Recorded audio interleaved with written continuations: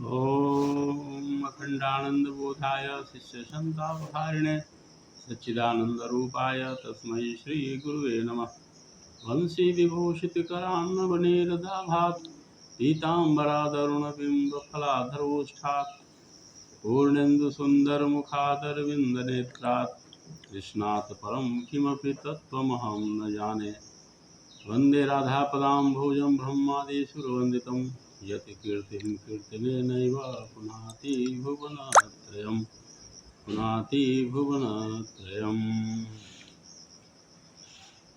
सभी भागवत प्रेमियों को राधे राधे। भागवतम रसमालयम में आप सभी का पुनः स्वागत है।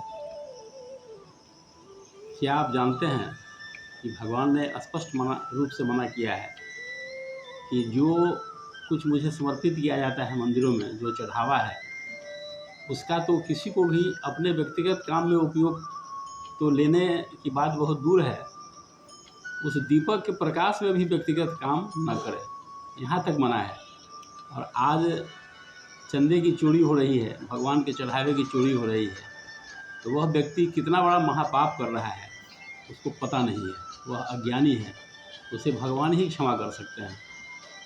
तो आइए हम लोग कृष्ण और उद्धव जी के संवाद का बड़े ही रोचक कथा का श्रवण कर रहे हैं। तो भगवान ने बहुत बड़े बड़े ज्ञान का उपदेश दिया है, हम सब उसे एक संक्षेप में, एक सार रूप में प्रस्तुत कर रहे हैं। हमारा यह प्रयास है। भगवान उद्धव को आगे कहते हैं कि कोई व्यक्ति वेदों का विद्वान हो और उसको ब्रह्म का ज्ञान नहीं है, तो उसकी स्थिति वही है जैसे बिना दूध वाली कोई गाय पाले। जो गाय दूध न दे उसको उसके पालन में समय लगाता हो, उसकी वही स्थिति होती है। वेद पढ़ लिया लेकिन ब्रह्म का कोई ज्ञान ही नहीं है, वेदों का व्याकरण पढ़ लिया लेकिन वो ब्रह्म को समझता नहीं है। ब्रह्म दृष्टि स्पष्ट कहा गया है कि ब्रह्म ज्ञान आसान है, ब्रह्म दृष्टि बहुत कठिन काम है। तो ऐसा नहीं होना चाहिए, ब्रह्मज्ञानी को ब्रह्म दृष्टि भी रखना चाहिए। और यहाँ कहा जा रहा है, भगवान ने अपनी कथाओं के ऊपर बहुत जोर दिया है कि मेरी कथाएं जो है, भगवान कहते हैं कि मेरी कथाएं समस्त लोगों को पवित्र करने वाली है और इससे अंतःकरण शुद्ध होता है।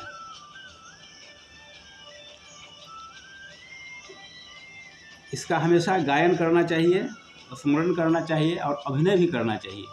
इसी को कहते हैं रासलीला या कृष्ण लीला कहिए, राम लीला कहिए। भगवान की लीलाओं का अभिनय भी भक्ति है, वह भी एक प्रकार की भक्ति है।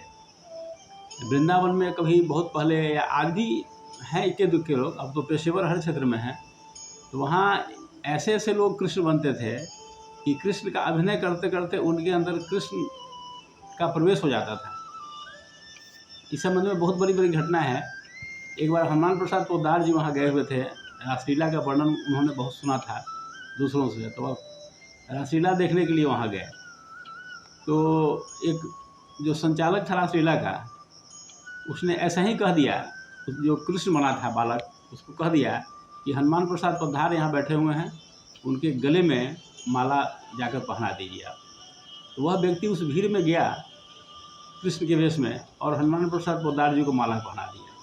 उस समय कुछ ऐसी बातें हुई कि लोगों को लगा कि हो सकता है किसी ने इशारा कर दिया हो, तो इस बात पर भी चर्चा हुई। तो आयोजक ने कहा कि ठीक है, कल इसका प्रमाण ज़्यादा मिलेगा, पोद्दार जी आप अपने मन में कोई इच्छा रख के आइए और देखिए कि यहाँ के जो अभिनय कर रहे हैं कृष्ण का, उनके अंदर कृष्ण की चेतना है कि नहीं है, कल आपको पता चल जाएगा। तो उन्हें भी बड़ी उत्सुकता हुई, वे कल होकर के गए फिर उस रासलीला में, कृष्ण लीला देखने के लिए गए। तो मन ही मन कहे थे कि सोच के आइएगा, जो भी सोच के आइए। वे मन ही मन सोच के गए थे कि आज भगवान का जो वस्त्र है वह नीले रंग में होना चाहिए। उन्होंने किसी को नहीं बताया, अपने साथ रहने वालों को भी नहीं बताया, वही सोच करके गए और वहाँ बैठ गए। और इधर उस रोज जो अभिनय कर रहा था कृष्ण को, उसको लाल रंग का वस्त्र दिया जा रहा था। तो वह पहनना शुरू किया, लेकिन अचानक वह कहता है कि नहीं, आज पोद्दार जी की इच्छा है कि नीले रंग के वस्त्र हम पहने, तो इस कपड़े को हटाइए, नीला रंग का वस्त्र लाइए। यह जानकारी जब पोद्दार जी को मिली तो पोद्दार जी को बहुत आश्चर्य हुआ कहा कि सचमुच में इसके अंदर कृष्ण की चेतना आ गई है। इस तरह के टोलियाँ होती थी उस ज़माने में। आज भी है कि नहीं है ये तो हम नहीं जानते हैं, दावा भी नहीं कर सकते हैं, लेकिन आज पेशेवर हर क्षेत्र में है, ये तो बात सब जानते हैं। हो सकता है कि 1-2-4 टोलियाँ वहाँ हो भी इस तरह की।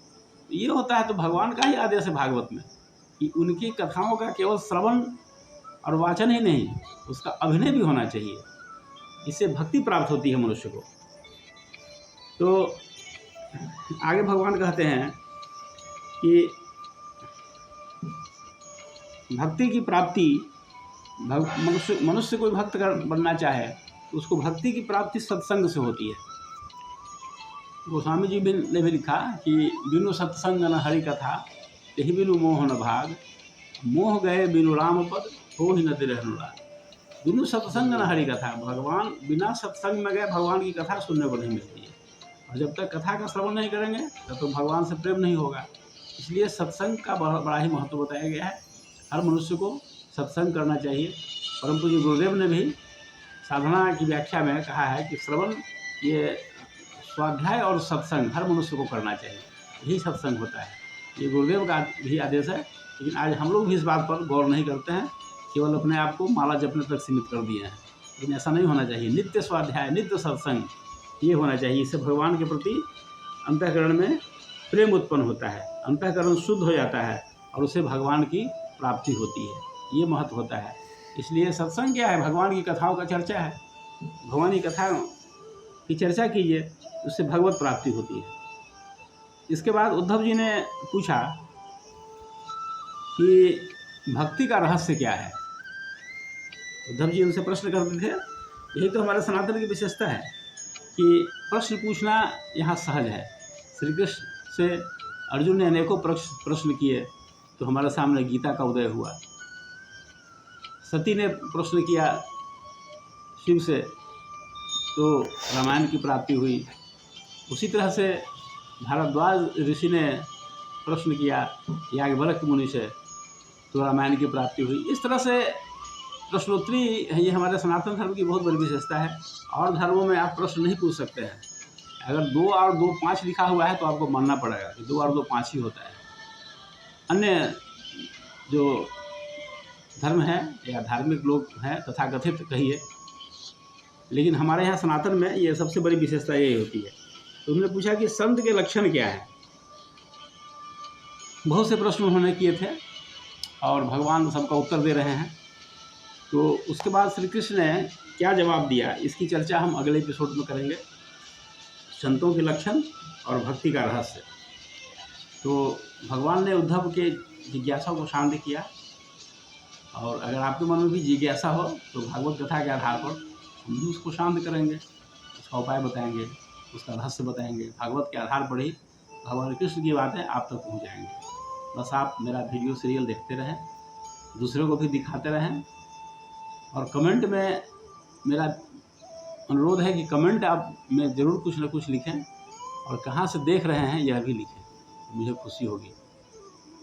अगर ये वीडियो देखने के बाद आपके मन में भागवत पढ़ने की इच्छा अगर हुई हो तो हमें ज़रूर बताइए, हमें बड़ी खुशी होगी यह सुनकर। ओम शांति।